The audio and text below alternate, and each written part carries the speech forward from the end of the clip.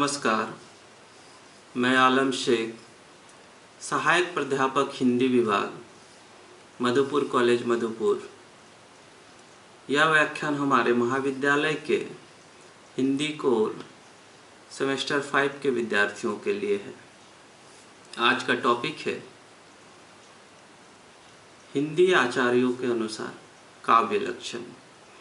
इसके पहले के व्याख्यान में हम लोगों ने संस्कृत आचार्यों के अनुसार काव्य लक्षण के बारे में अध्ययन किया था। आज हम लोग हिंदी आचार्यों के अनुसार, जिसमें हिंदी के प्राचीन आचार्य और आधुनिक हिंदी विद्वान दोनों को सम्मिलित करेंगे।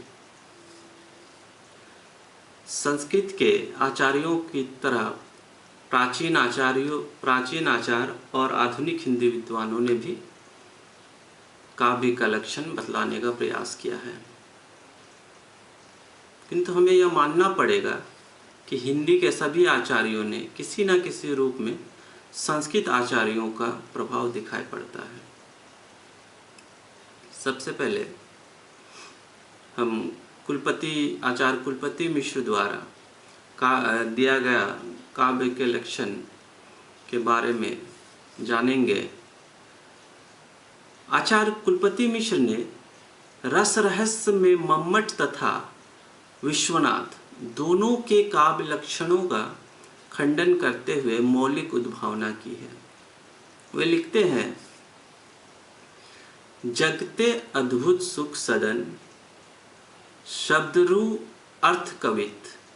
जगते अद्भुत सुख सदन शब्दरू अर्थ कवित, यह लक्षण मैंने कियो समुझी ग्रंथ बहुचित। अर्थात अलौकिक आनंद देने वाले शब्द और अर्थ दोनों को काव्य कहा जाता है। जगत से विलक्षण आनंद कैसे समझा जाए, प्रश्न यह है। अतः लक्षण स्पष्ट है। आचार्य कुलपति मिश्र की परिभाषा पर संस्कृत के आचार्य पंडित राज जगन्नाथ का प्रभाव दिखाई देता है। आचार्य देव के अनुसार,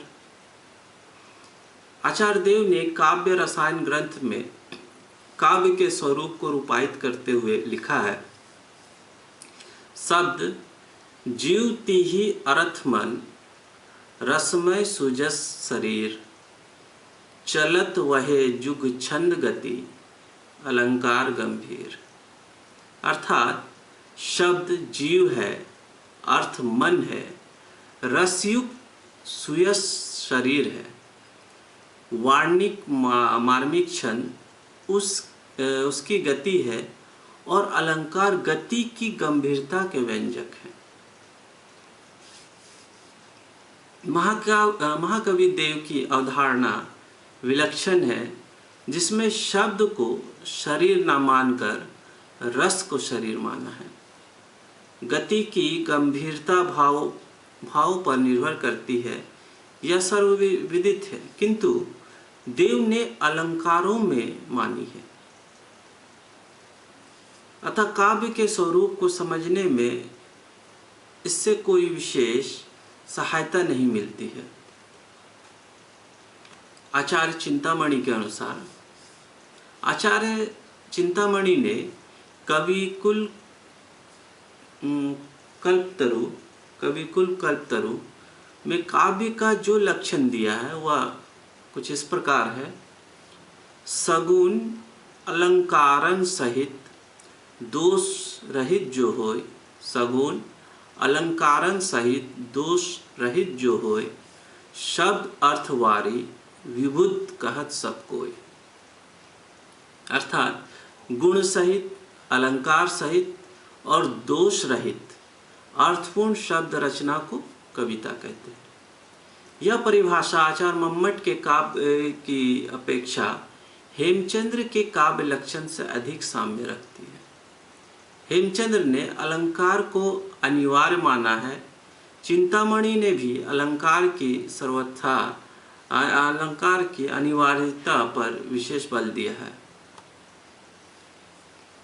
आचार्य श्रीपति के अनुसार, आचार्य श्रीपति ने काव्य सरोज में कहा है, शब्द अर्थ बिन दोष, शब्द अर्थ बिन दोष, गुण अलंकार रसावन, शब्द अर्थ बिन दोष, गुण अलंकार रसवान, ताको काव्य बखातिये, ताको काव्य बखातिये, श्रीपति परम सुजान।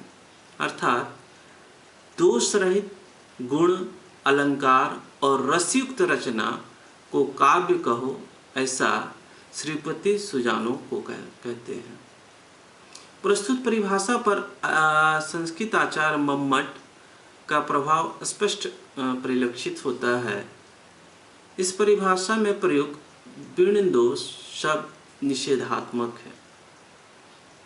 आचार्य सोमनाथ के अनुसार, आचार्य सोमनाथ ने काव्य के लक्षण देते हुए कहा है, सगुण पदार्थ दोष बिनु, सगुण पदार्थ दोष बिनु, पिगल मत अविरुद्ध, भूषण जुत कवि कर्म जो, जो कवित कही बुद्ध। अर्थात सगुण पद से युक्त, दोष रहित, छंद शास्त्र से युक्त और अलंकार से परिपूर्ण ऐसा जो कवि कर्म होता है उसे कविता कहते हैं। सोमनाथ एक ऐसे आचार्य हैं जिन्होंने काव्य की परिभाषा में छंद का भी समावेश किया है। प्रस्तुत परिभाषा पर मम्मट का प्रभाव परिलक्षित होता है। इसी प्रकार आचार्य भिखारीदास काव्य के संबंध में कहते हैं, रस कविता को अंग भूषण है, भूषण सकल, रस कविता को अंग भूषण है, भूषण सकल, गुण स्वरूप और रंग दूषण करे कुरूपता। अर्थात रस ही कविता का मूल भूषण है, रस के साथ ही भूषण भी इसके लिए आवश्यक है। कविता गुण सहित हो, उसका ढंग अच्छा हो और वह दूषण से रहित हो, क्योंकि दूषण के कारण उसमें कुरूपता आती है। प्रस्तुत परिभाषा में भिखारीदास ने अनेक काव्य तत्वों को इकट्ठा करने का प्रयास किया है, अतः यह काव्य लक्षण में भी असमुचित है। ये थे प्राचीन आचार्य। अब हम आधुनिक हिंदी के, प्राचीन का अर्थात रीतिकालीन आचार्यों में, अब हम आधुनिक हिंदी विद्वानों के अनुसार काव्य लक्षण का अध्ययन करेंगे। सबसे पहला नाम आचार्य रामचंद्र शुक्ल का आता है। हिंदी के मूर्धन्य समालोचक तथा निबंधकार है आचार्य रामचंद्र शुक्ल। वे कहते हैं, जिस प्रकार आत्मा की मुक्तावस्था ज्ञान दशा कहलाती है, उसी प्रकार हृदय की मुक्ता अवस्था रस दशा कहलाती है।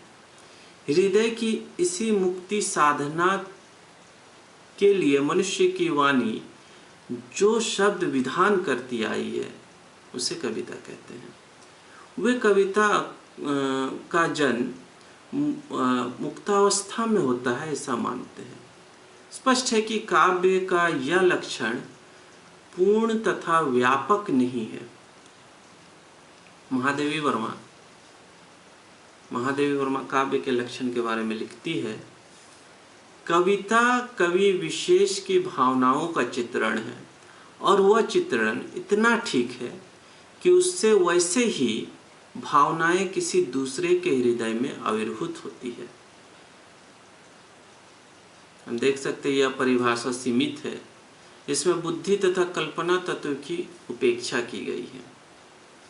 डॉक्टर श्याम सुंदर दास के अनुसार काव्य वह है जो हृदय में अलौकिक आनंद व चमत्कार की सृष्टि करे।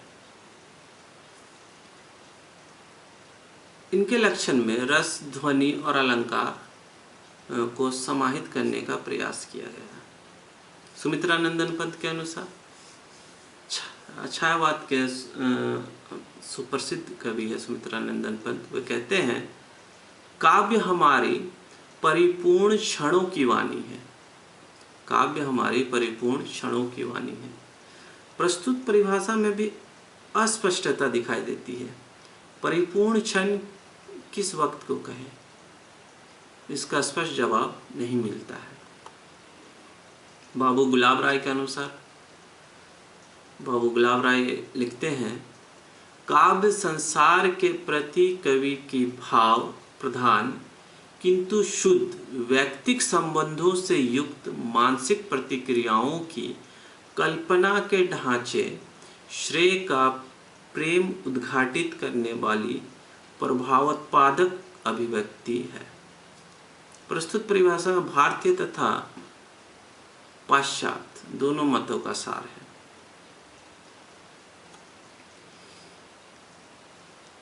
जितनी भी हमने परिभाषाएं हिंदी के विद्वानों द्वारा दी गई है, उसमें स्पष्ट रूप से परिलक्षित होता है कि यह कहीं ना कहीं संस्कृत के विद्वानों से प्रेरित है और कुछ विद्वानों ने पाश्चात्य विद्वानों से भी प्रेरणा प्राप्त करके काव्य के लक्षण के बारे में अपनी परिभाषाएं प्रस्तुत की हैं। अब हम अगले व्याख्यान में पाश्चात्य विद्वानों के अनुसार दिया गया काव्य लक्षण के बारे में पढ़ेंगे।